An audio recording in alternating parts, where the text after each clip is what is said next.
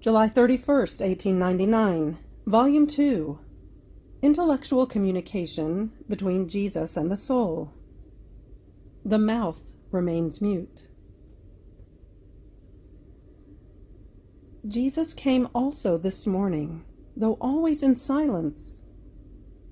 But I was very content as long as I had my treasure, Jesus, because by having him I had all my contentments. In seeing him, I comprehended many things about his beauty, about his goodness, and other things. But since it was all through the intelligence and by means of intellectual communication, my mouth is incapable of expressing anything. So I let it pass in silence. July 31st, 1902, Volume 4. True charity must be disinterested. As I was in my usual state, I saw my adorable Jesus several times, but always in silence. I felt all confused and would not dare to ask him anything, but it seemed that he wanted to tell me something which wounded his sacred heart. Finally, the last time he came, he told me, "My daughter, true charity must be disinterested on the part of one who does it, and on the part of one who receives it. If there is interest, that mud produces a smoke which blinds the mind, and prevents one from receiving the influence and the effects of divine charity. This is why in many works that are done, even holy, in many charitable cares that are performed, one feels as though a void, and they do not receive the fruit of the charity they do." July 31st, 1904, Volume 6. The human will falsifies and profanes even the holiest works. Continuing in my poor state, it seemed that he came more than once, and I seemed to see him as a child, as though surrounded by a shadow. He said to me, "My daughter, don't you feel the freshness of my shadow?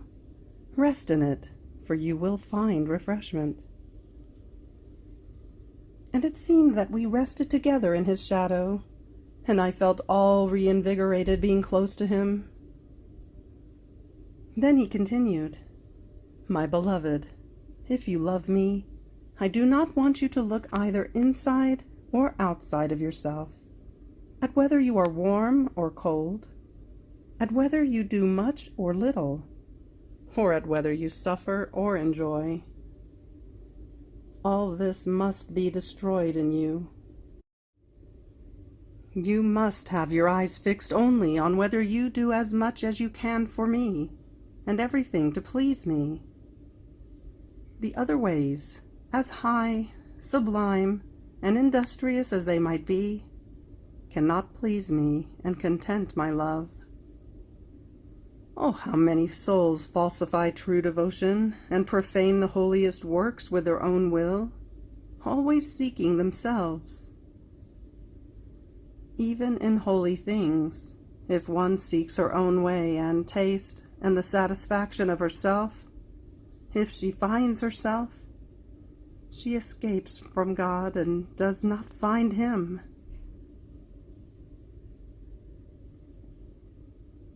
July 31st, 1906, Volume 7. Jesus speaks about simplicity.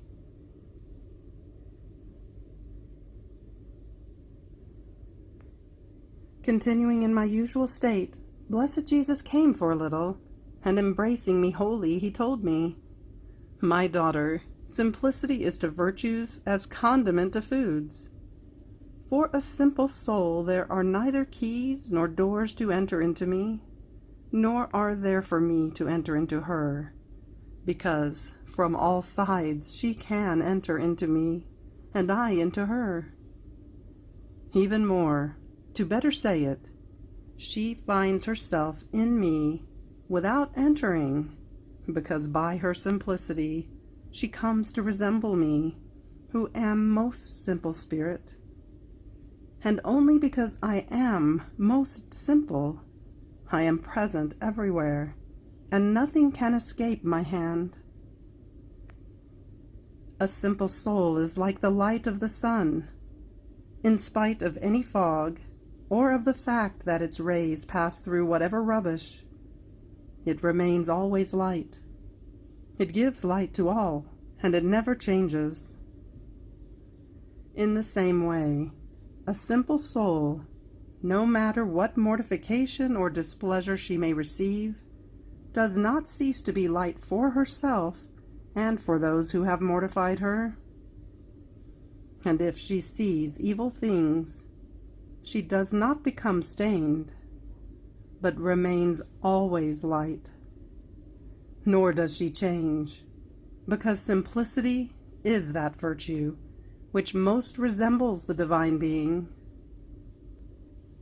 Only through this virtue can one participate in the other divine qualities, and only in the soul who is simple are there no impediments or obstacles for divine grace to enter and to operate.